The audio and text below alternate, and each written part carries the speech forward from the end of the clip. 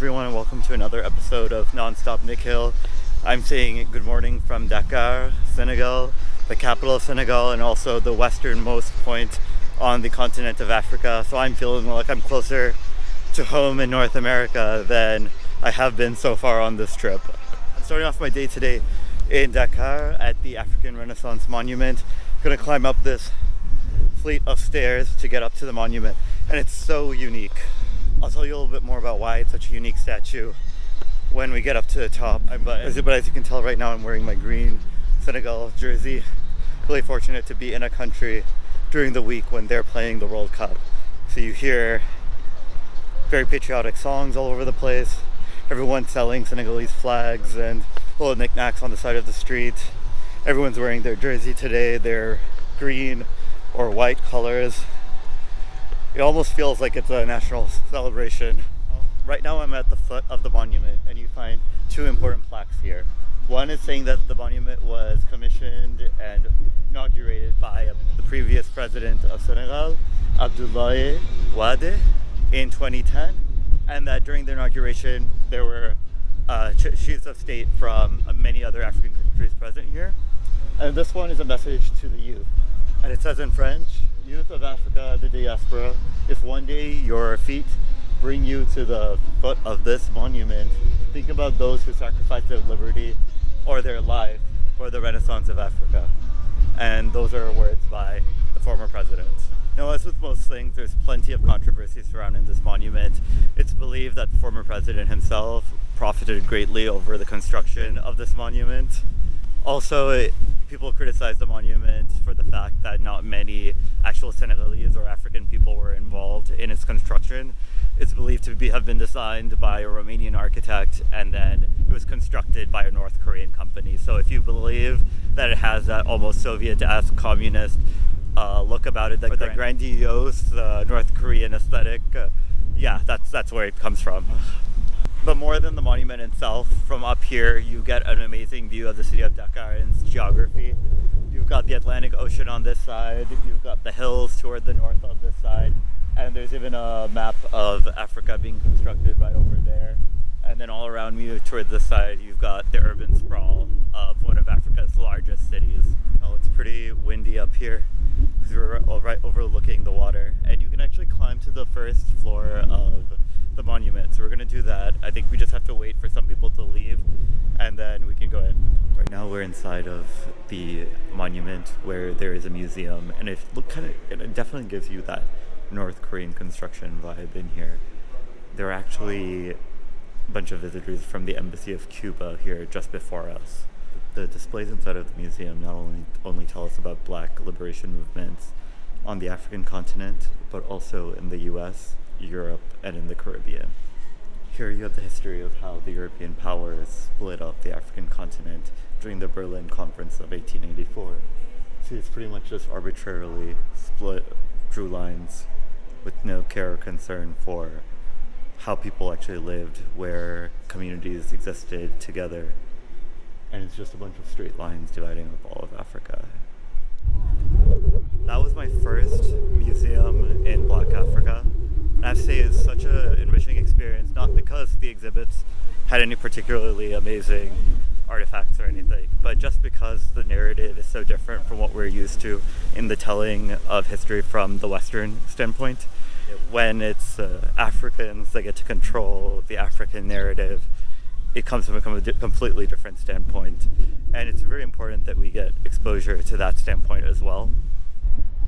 The statue itself is meant to symbolize the fact that despite the atrocities of previous centuries, the 19th and 18th centuries and into the 20th centuries, pretty much in Africa, despite that legacy of colonialism and slavery, there's still hope.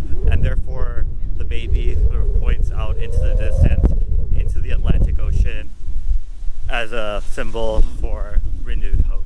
And returning to the theme of Africans telling the story of Africa, it's really fascinating how they tend to weave the narratives of Black people across continents, in Europe, in North America, in the Caribbean, and then in the African continent itself. That's something we usually don't see in the West, telling one grand story of black people.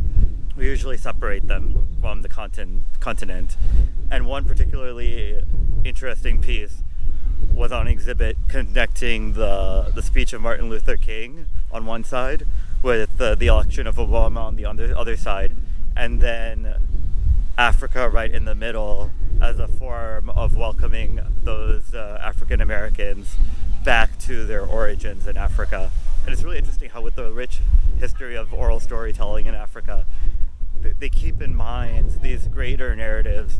When in the West, we like to take history, break it up into little bits, and think about everything as not really related to what's happening on the other side of the world.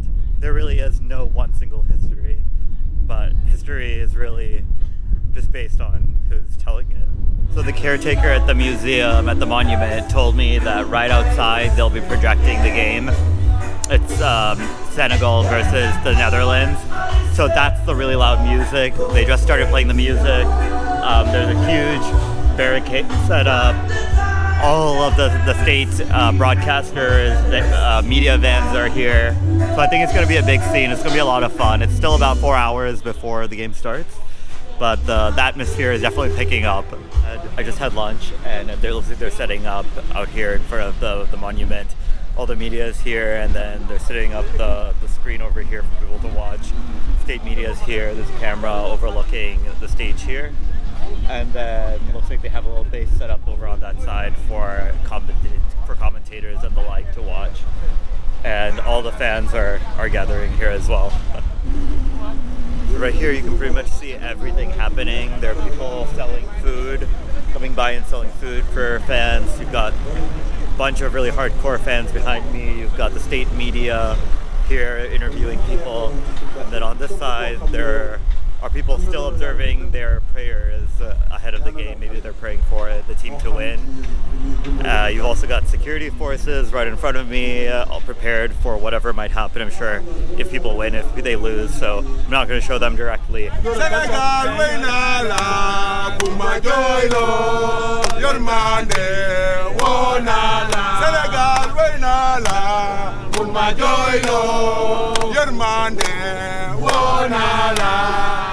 Woma woma mawala ni malagoge, woma woma mawala ni malagoge.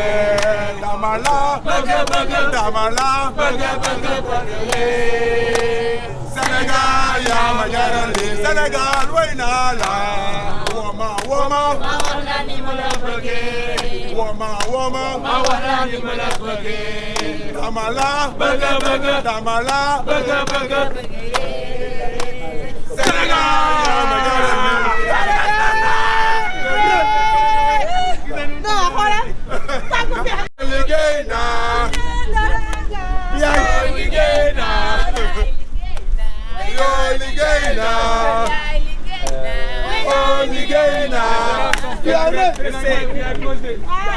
This is everyone and the game hasn't even started yet. If this is everyone when the game hasn't even started, I can't imagine what it's going to be like if they actually win.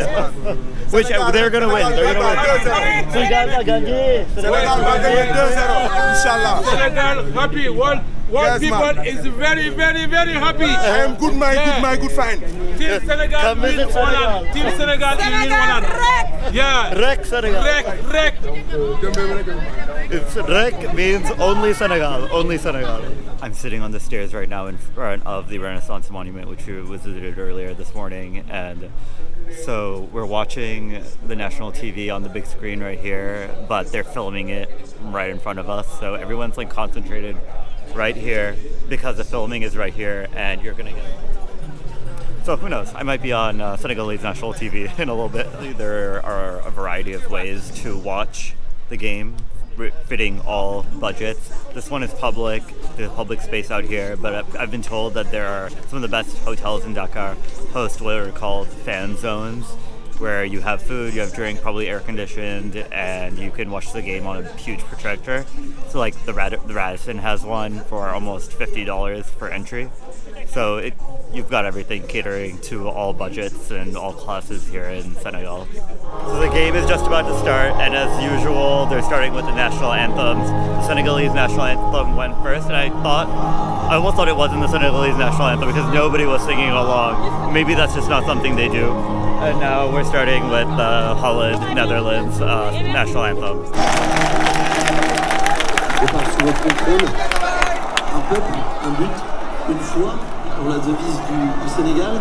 On a bien senti la détermination. Place maintenant.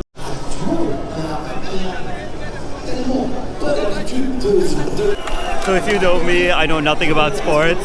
Unless the number changes next to the country's flag, I have no idea what's happening. So people were just cheering right now. I have no idea what just happened.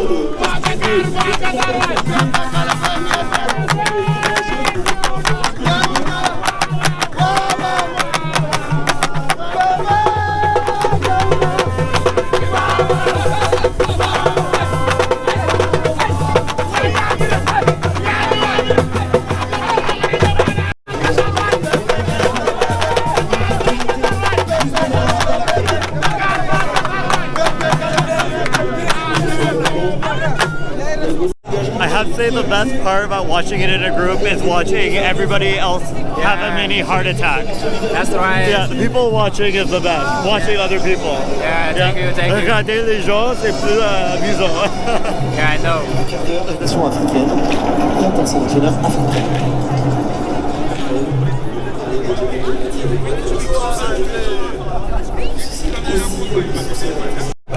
I love that you can see all emotions out here to the extreme.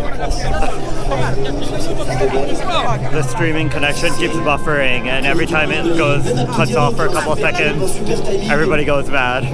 Somebody just told me it's the end of the first half, so the crowd kind of dispersed from over there and went around a little bit. There's people like selling a bunch of snacks and stuff in front of me. But looks like there's some kind of halftime show going on to rave up the audience a bit. But what I love is that there are literally all kinds of people here. Men, women, older people, younger people. All shades of races here. You got black, white, brown, everything. It really does seem it's like a national pastime. It feels like if you need instant gratification, then soccer watching is not for you. Like currently it's the halftime and it's still 0-0, and I'm pretty sure that's not uncommon. My facial expressions are less about how the game is going and more about how painful everything looks for the players. So unfortunately it's not looking very good for Senegal right now. It's 0-1 for the Netherlands, and there's only about 6 minutes left in the overtime. At least I think that's right. I don't know. Don't quote me on any of this. I have no idea what I'm talking about. Ce sourire, il est bien conscient que son joueur, le joueur du PSV, le tire pour le moment d'un très mauvais pas.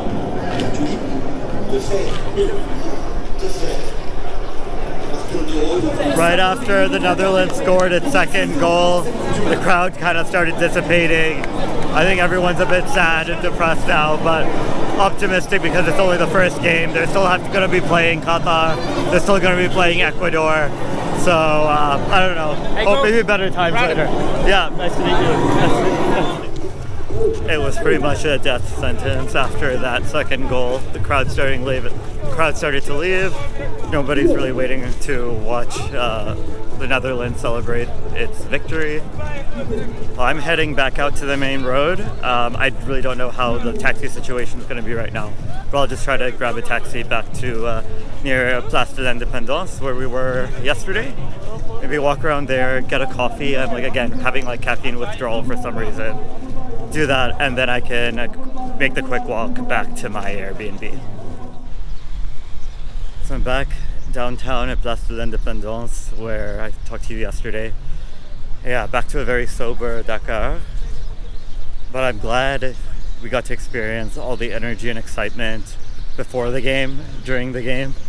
And maybe there'll be more to come in the upcoming couple matches that Senegal will be playing during this first round of the World Cup. for now, I'm gonna end my episode here. I'm gonna head back to my Airbnb, which is just a couple blocks away, take a shower, and then get ready for dinner. I'm not really sure what I feel like eating at the moment, but I'll give it some time, get in some air conditioning. And yeah, that's about it. I hope you look forward to another fun, excitement-packed day in Dakar tomorrow. I know there's just like so much to see and do in the city. I'm trying to parse it all myself and make it digestible for these videos and for me during my couple days here. So with that, I will say goodbye. Have a good night, have a good evening, and Rec Senegal. Andondo. Allez Sénégal, allez Sénégal, allez Sénégal. Oui allez, oui allez, oui allez, allez Sénégal. Nanyoba andondo nan, allez Sénégal. Nanyoba andondo nan, allez Sénégal. Nanyoba andondo, allez Sénégal, allez Sénégal, allez Sénégal.